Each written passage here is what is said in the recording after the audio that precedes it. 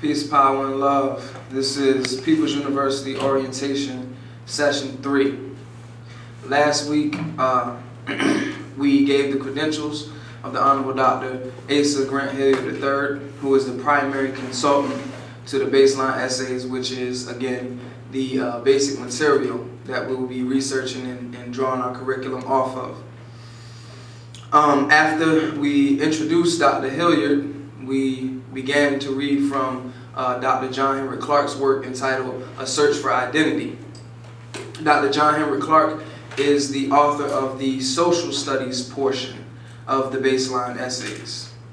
So, and he's the most notable of the authors of the essays with respect to Dr. Asa Grant Hilliard III. So,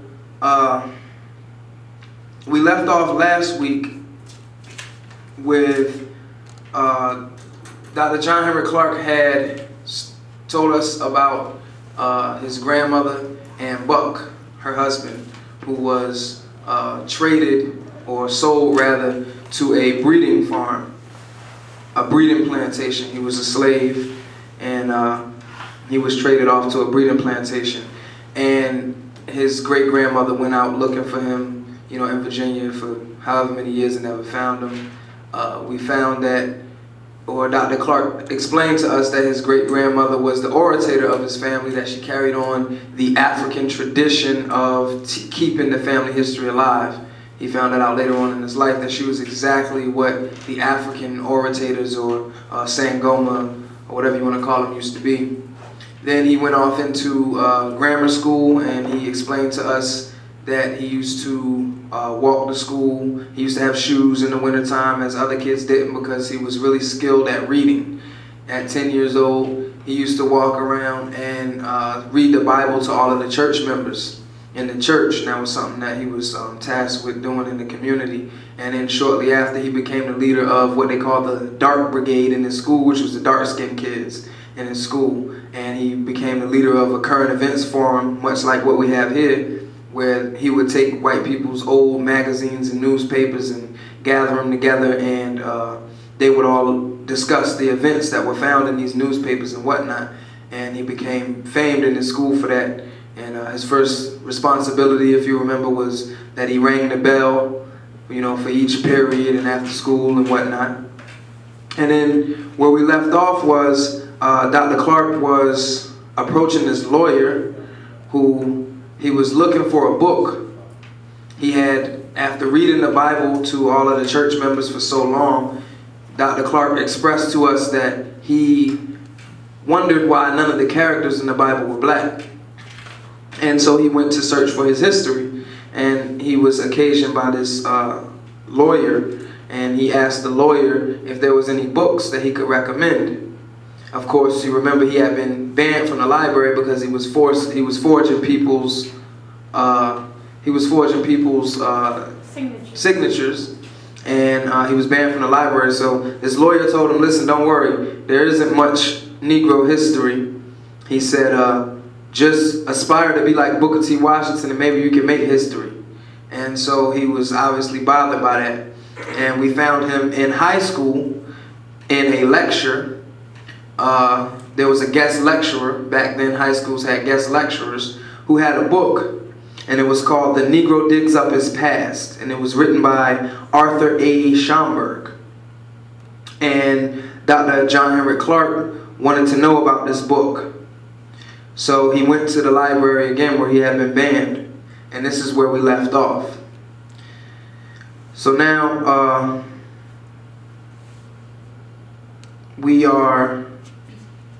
Dr. Clarke is expounding upon the essay, The Negro Digs Up His Past. Again, from A Search for Identity by the Honorable Dr. John Henrik Clarke. The essay, The Negro Digs Up His Past, was my introduction to the ancient history of black people. Years later, when I came to New York, I started to search for Arthur A. Schomburg. Finally, one day, I went to the 135th Street Library and asked a short-tempered clerk to give me a letter to Arthur A. Schomburg. In an abrupt manner, he said, "You will have to walk up 3 flights." I did so, and there I saw Arthur Schomburg taking charge of the office containing the Schomburg collection of books related to African people the world over. While the other staff members were out to lunch, I told him impatiently that I wanted to know the history of my people, and I wanted to know it right now, and in the quickest possible way. His patience more than matched my impatience. He said, "Sit down, son. What you are calling African history and Negro history is nothing but the missing pages of world history. You will have to know general history to understand these specific aspects of history." He continued patiently, "You have to study your oppressor. That's where your history got lost." Then I began to think that at last I would find out how an entire people, my people, disappeared from the respected commentary of human history. It took time for me to learn that there is no easy way to study history. There is in fact no easy way to study anything. It is necessary to understand that all the components of history in order to recognize its totality. It is similar to knowing where the tributaries of a river are in order to understand the nature of what made the river so big.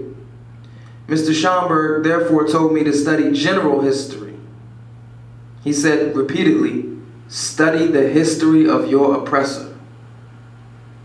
I began to study the general history of Europe, and I discovered that the first rise of Europe, the Greco-Roman period, was a period when Europe borrowed very heavily from Africa.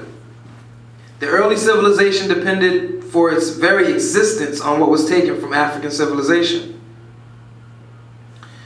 At that time, I studied Europe more than I studied Africa because I was following Mr. Schomburg's advice, and I found out how and why the slave trade started. When I returned to Mr. Schomburg, I was ready to start a systematic study of the history of Africa. It was he who was really responsible for what I am and what value I have for the field of African history, of black people, and the world over. I grew up in Harlem during the Depression. Having come to New York at the age of 17, I was a young Depression radical, always studying, always reading, taking advantage of the fact that in New York City, I could go into a public library and take out books, read them, bring them back, get more, and even renew them after 6 weeks if I hadn't finished them. Remember, he came from stealing the books from the library. It was a joyous experience to be exposed to books, actually. I went through a period of adjustment because my illegitimate borrowing of books from the Jim Crow Library of Columbus, Georgia, had not prepared me to walk freely out of a library with a book without feeling like a thief. It took several years before I really felt that I had every right to go there. Wow. During my period of growing up in Harlem, many black teachers were begging for black students, but they did not have to beg me. Men like Willis N. Huggins, Charles C. Seferet, and Mr. Schomburg literally trained me not only to study African history and black people the world over, but to teach this history. All the training I received from my teachers was really set in motion by a great-grandmother telling me the stories of my family and my early attempts to search first for my identity as a person, then for the definition of my family, and finally for the role of my people in the whole flow of human history. If y'all refer back, I know you don't like when I veer off, but if y'all refer back to the first Council of the Elders, there's a portion of that video that we held here where I and Miss Carol Parrish are talking about the validity of searching for one's individual genealogy. And it wasn't until I came upon this and until I let that sit with me for a while, because if you notice in the video, I kind of like propose an opposing argument, like we don't really need to do that.